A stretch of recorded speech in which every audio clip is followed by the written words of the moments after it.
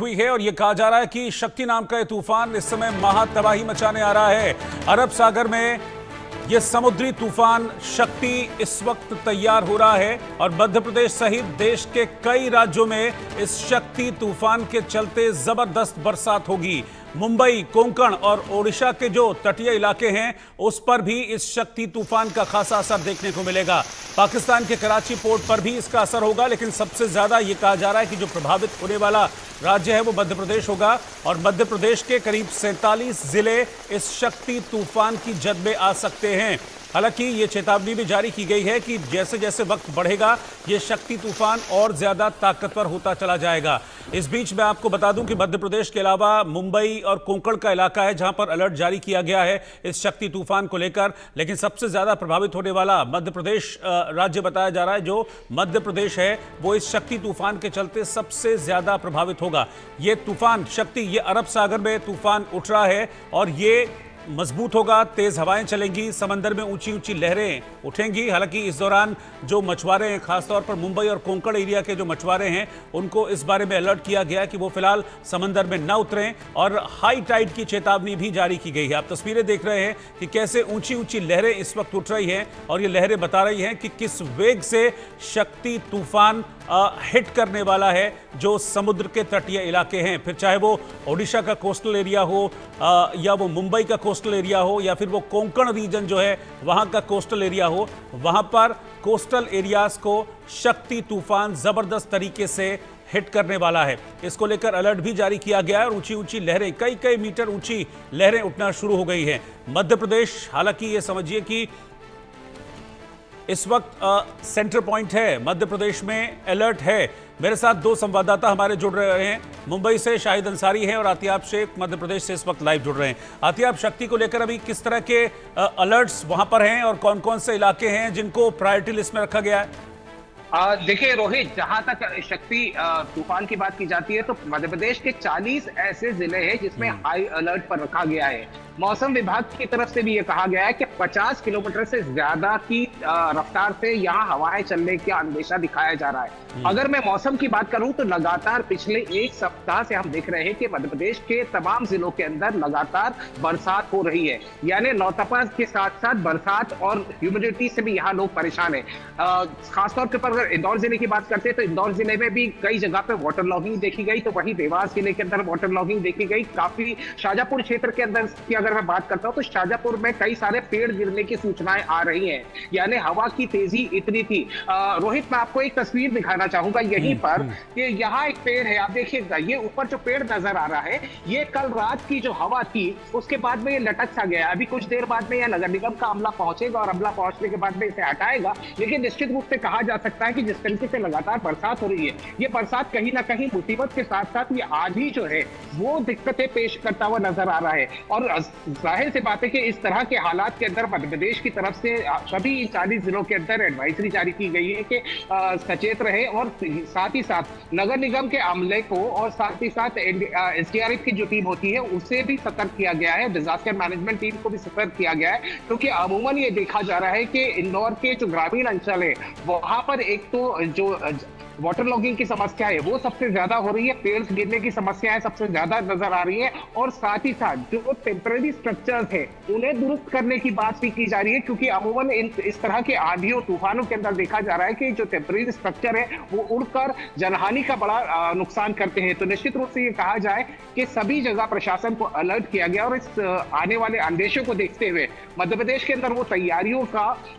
हर संभव कोशिश की जा रही है जिसमें कि इससे निपटने में कहीं ना कहीं लोगों को राहत महसूस हो। लेकिन सबसे बड़ी बात यही है रोहित के इस गर्मी के मौसम में जब नौतपा चल रहा है, यहाँ ह्यूमिडिटी बहुत ज्यादा बढ़ चुकी है। पूरे मध्य प्रदेश के अंदर यदि देखा जाए तो तमाम जिलों के अंदर 2 इंच से ज्यादा की बारिश हो चुकी है, यानी अभी मानसून आया नहीं उसके पहले ही 2 इंच की बरसात जो है वो रजिस्टर की जा चुकी है। तो निश्चित रूप से इस तूफान को लेकर जो तैयारियां हैं वो तो की जा रही है, लेकिन सतर्कता बरतने की भी, एहतियात रखने की भी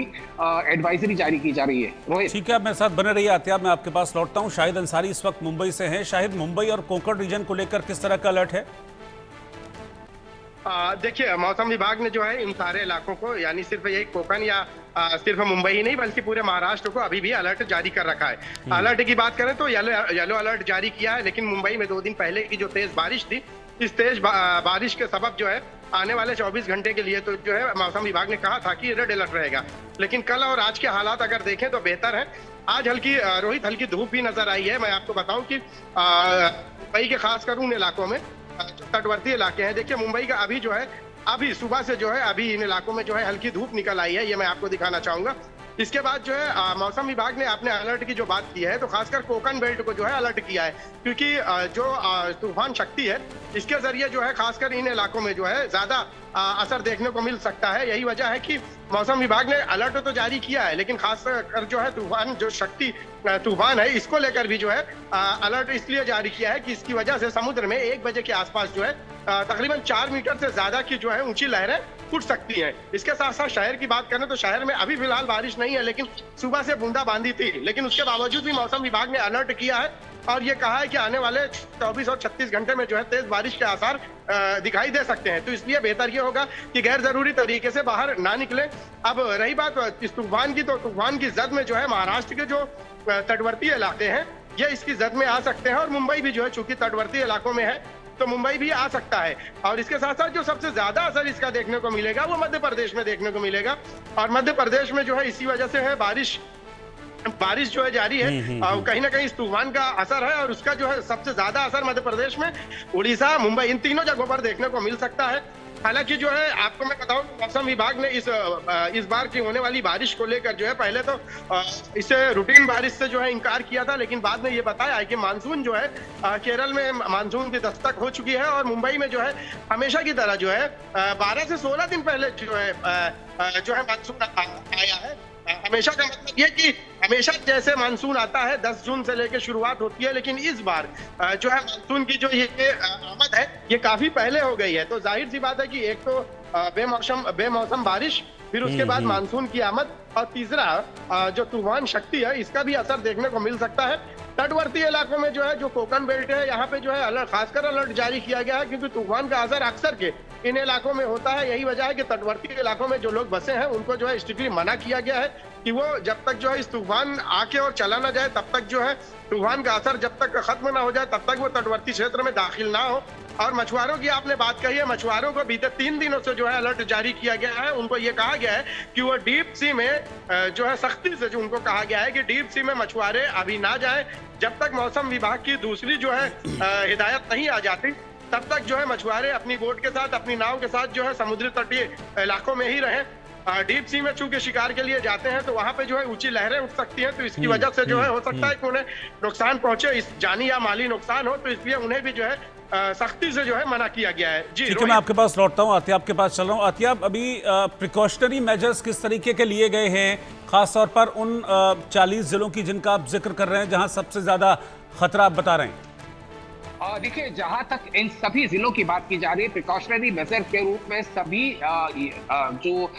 डिजास्टर मैनेजमेंट का टीम है जिला प्रशासन के साथ में उन्हें सतर्क कर दिया गया है। सबसे बड़ा जो इम्पोर्टेंट फैक्टर है इस तूफान के दौरान, जैसा कि मैं जिक्र कर रहा था कि टेम्परेरी स्ट्रक्चर्स जो है वो कहीं ना कहीं बेहद खतरनाक साबित होते हैं। इस मामले में इंदौर जिला कलेक्टर की तरफ से भी निर्देश जारी किए गए हैं कि साफ तौर के ऊपर ऐसे स्ट्रक्चर्स के या तो मजबूती कर दी जाए या फिर उन्हें हटा लिया जाए, क्योंकि 50 किलोमीटर की रफ्तार से यदि हवाएं चलेंगी, आंधी चलेगी, तो आपने और हमने वो तस्वीरें देखी है कि जिस तरह गाजियाबाद में और दिल्ली के अंदर हमने देखा था कि वो छत उड़ते हुए नजर आ रहे थे, वो कहीं ना कहीं एक सबक के रूप में लिया जा रहा है। मध्य प्रदेश के अंदर इन सब चीजों को लेकर पहले से अलर्ट है। वहीं जो आम नागरिक है उन्हें भी इस मामले के अंदर ये सीधे तौर पर एडवाइजरी दी गई है कि तूफान के दौरान पेड़ों के नीचे ना खड़ा हुआ जाए, क्योंकि ऐसे समय में पेड़ गिरने की संभावना होती है। और जैसा मैंने अभी कुछ देर पहले ही तस्वीर दिखाई थी कि ये वही तस्वीर है। एक बार फिर रोहित मैं आपको दिखाता हूं, देखिए ये पेड़ कितना लटक चुका है। ये कल रात की बरसात के बाद में ये पेड़ पूरी तरह लटक चुका है। नगर निगम के अमले को जानकारी दी गई है और वो पहुंचकर इस लटके हुए पेड़ की, ये कहा जाए, जो टहनियां हैं उन्हें हटाएगा, क्योंकि नीचे कई सारे लोग चलते रहते हैं। और मैं नीचे तस्वीरें दिखाऊं, वाटर लॉगिंग की भी जिक्र कर रहा था। रात को बरसात हुई थी और वाटर लॉगिंग की समस्या जो है वो सभी शहरों के अंदर हो रही है, खासतौर पर ग्रामीण इलाकों के अंदर जहां पर ये ये कहा जाए कि छोटी छोटी नदियां या नाले होते हैं, उनमें भी लोगों को एडवाइजरी इस बात की दी जा रही है, पंचायत के द्वारा भी दी जा रही है कि ऐसे समय पर क्रॉस करने की कोशिश न की जाए। तो निश्चित रूप से यह कहा जाए कि एडवाइजरी तो है, लेकिन इससे निपटने के लिए एक और फैक्टर सामने आया था कि जितने भी जर्जर मकान है, मैं इंदौर का जिक्र कर रहा हूँ रोहित, इंदौर में जिला कलेक्टर की तरफ से सीधे तौर के ऊपर वो जर्जर मकान जो कि खतरा पैदा कर सकते हैं रहने वाले लोगों को, उन्हें जमींदोज किया जा रहा है, उनको खाली कराया जा रहा है। तो निश्चित रूप से ये कहा जाए कि तैयारी तो पूरी है, लेकिन जिस तरीके से इम्पैक्ट देखा जा रहा है वो इम्पैक्ट कहीं ना कहीं कल रात की थोड़ी सी बरसात के बाद में ही इंदौर के कई जिलों, मध्य प्रदेश के कई जिलों के अंदर हमने इस तरह की तस्वीरें देखी कि जहां पेड़ भी गिर रहे थे, वहां लोग हैरान और परेशान इस बात से हो रहे थे कि निचली बस्तियों के अंदर पानी भर गया था। और जैसा मैं जिक्र कर रहा था कि मानसून अभी आया नहीं और 2 इंच से ज्यादा की बरसात कई जिलों के अंदर अभी तक रजिस्टर की जा चुकी है। रोहित, ठीक है शाहिद, ये मरीन ड्राइव का जो एरिया है वहाँ पर अक्सर देखा जाता है कि भीड़ भाड़ वहाँ पर रहती है, तो क्या इन एरियाज़ को लेकर भी अभी गाइडलाइंस वहाँ पर हैं, मना किया गया लोगों से कि ना जाएं आप? चूंकि बारिश नहीं हो रही थी तो उस वक्त जो है मौसम विभाग ने या मुंबई पुलिस ने किसी भी तरह से उनको मना नहीं किया, लेकिन 1 बजे चूंकि समुद्र में 4 मीटर से ज्यादा की ऊंची लहरें उठ सकती है इस तूफान की वजह से, तो उस वक्त के लिए मना किया गया है कि लोग जो है समुद्र से दूर रहें। या अंदर के हिस्से में देखिए मरीन ड्राइव पे जो है लोग बाहर जो रहते हैं, कभी कभी लोग जो है अंदर के हिस्से में ज्यादा जाते हैं, तो वहां के लिए मना किया गया है, स्ट्रिक्टली मना किया गया है। और चौपाटी की बात करें तो चौपाटी में चूंकि रुकने के लिए इस तरह के कोई इंतजाम नहीं है, तो चौपाटी पे भी जो है अंदर समुद्र के हिस्से में जाने के लिए मना किया गया है। उसके साथ साथ जो भी यहाँ से चौपाटी से लेके आप नरीमन पॉइंट तक की बात करेंगे तो उसके नीचे का जो हिस्सा है जहाँ पे आप देखते होंगे कि पानी को रोकने के लिए जो बड़े बड़े जो है पत्थर लगाए गए हैं, उनमें अक्सर जो है सैर तफरीह के लिए लोग बैठे रहते हैं, तो वहां के लिए स्ट्रिक्टली मना किया गया है। क्योंकि हो सकता है कि जब 1 बजे के आसपास जो ये समुद्र में ऊंची लहरें उठे तो वहां से टकराएं तो वहां पे बैठने वालों के लिए नुकसानदेह हो सकता है। कुछ ऐसा ही बैंड स्टैंड पे भी है, बैंड स्टैंड पे भी आप देखेंगे तो दूर दूर तक जो है ऐसे जब ज्वार भाटा जब होता है, जो हाई टाइड खत्म होता है, तो बड़ी दूर तक जो है एक लंबा एरिया दिखाई देता है समुद्र का, तो लोग वहां पे भी जो है चहलकदमी के हिसाब से या सैर तफरीह की गरज से जाते हैं, तो वहां पे भी जो है मना किया गया है। ये कहा गया है कि आप समुद्र से थोड़ी दूर पर रहें। और जब ये हाई टाइड का जो समय मुकर्रर किया गया है उस वक्त भी ये कहा गया है कि समुद्र के अंदर के हिस्से में ना जाए। वजह उसकी यही है कि अक्सर क्या आप देखिए कि जब तेज हवाओं के साथ जो है हाई टाइड या तेज लहरें आती हैं तो जो लोग अंदर के हिस्से में बैठे होते हैं वो एकदम बेपरवाह होकर बैठे रहते हैं, और अचानक में जब होता है तो वो अक्सर के जो है उस तेज तूफान में जो है फंस जाते हैं। कई लोगों को मौत का भी सामना करना पड़ता है। यही वजह है कि पुलिस उन इलाकों में जो है जब हाई टाइड का समय है उस वक्त के लिए सख्ती से जो है मना किया है कि समुद्र के अंदर के हिस्से में ना जाए, ये बैंड स्टैंड या इन सारे इलाकों में। इसके साथ साथ जो है मरीन ड्राइव या नरीमन पॉइंट इन सारे इलाकों में साफ कहा गया है कि अंदर के हिस्से में बिल्कुल भी ना जाएं, ताकि जो है किसी भी तरह से अगर तेज तूफानी लहरें आती हैं तो आप उसके चपेट में ना आए। जी ठीक है अत्यब, मैं ये जानना चाह रहा हूँ कि ये कब तक के लिए चेतावनी है, कोई टाइम फ्रेम दिया गया है इस चेतावनी को लेकर मौसम विभाग या प्रशासन की तरफ से? देखिए, प्रशासन की तरफ से और मौसम विभाग की तरफ से जो टाइमलाइन दी गई है, ये बताया जा रहा है कि आने वाले 4 दिन तक यानी 31 तारीख तक इसी तरह का अंदेशा बना रहेगा। यानी मध्य प्रदेश के अंदर जो टाइमलाइन दी गई है कि लगभग 31 तारीख तक या 1 तारीख तक इस तरह का माहौल बना रहेगा, इसी तरह का अंदेशा बना रहेगा। और इसमें सबसे इंपॉर्टेंट रोहित, हम लगातार इस बात को जिक्र कर रहे हैं कि जो तेज हवा है वो सबसे ज्यादा नुकसान करता हुआ नजर आ रही है, क्योंकि अब तक हमने देखा है कि मध्य प्रदेश के अंदर जितने इलाकों के अंदर अभी आंधी आई है वह कहीं ना कहीं अभी जनहानि तो नजर नहीं है। हालांकि धार के अंदर भी एक मामला आया था जबकि एक जर्जर मकान बारिश की वजह से टूट गया था जिसमें एक बच्ची की मौत हो गई थी, लेकिन इस तरह की कोई घटनाओं की पुनरावृत्ति ना हो उसके लिए प्रशासन को सख्त निर्देश दिए गए हैं कि इस तरह के मकानों को खाली कराया जाए। और साथ ही साथ इस तरह की एडवाइजरी भी है कि तेज आंधी और तूफान से बचने के लिए लोगों को क्या करना चाहिए। जी शाहिद, वहां कोई गाइडलाइंस हैं टाइम फ्रेम, टाइम ड्यूरेशन को लेकर? जी अलर्ट को लेके है, क्योंकि मौसम विभाग ने जब पहले दिन की जो बारिश हुई थी तो उसके बाद डे बाय डे अलर्ट जारी किया जा रहा है। हालांकि आपको मैं बताऊं कि मुंबई में अभी फिलहाल की बारिश नहीं है और आज जो है ये 2 दिन बाद जो है आज हल्की धूप भी निकली है, लेकिन मौसम विभाग ने उसके बाद भी जो है येलो अलर्ट जारी किया है। और इसके साथ साथ जो है तब तक जब तक कि ये सारी चीजें खत्म नहीं हो जाती या नॉर्मल मानसून जो आता है वो नहीं आ जाता महाराष्ट्र में, तब तक के लिए ये अलर्ट है। मौसम विभाग ने अभी भी जो है महाराष्ट्र के उन सारे इलाकों के लिए अलर्ट जारी किया है जहां जहां जो है खासकर जो है समुद्र तट है वहां के लिए अलर्ट है। शहर के लिए भी अलर्ट है कि येलो अलर्ट जारी किया है और ये भी कहा है कि हो सकता है कि तेज बारिश हो जाए। ये मौसम विभाग ने घोषणा की है, तो जाहिर सी बात है कि मौसम विभाग ने जो घोषणा की है तो उसके मुताबिक ही ये अलर्ट जारी है। और जैसा कि पहले मैंने बताया कि समुद्र के और खासकर तटवर्ती इलाकों में, कोकन बेल्ट में, सिंधु के रत्नागिरी, इन सारे इलाकों में जो है तेज तूफान का जो है खतरा हो सकता है। और उस तूफान की जद में लोग ना है, इसलिए जो है मौसम विभाग ने जो है उन सारी जगहों के लिए भी जो है अलर्ट जारी किया है, ताकि कोई जानी या माली नुकसान ना हो। जी रोहित। शाहिद और अहतियाब, आप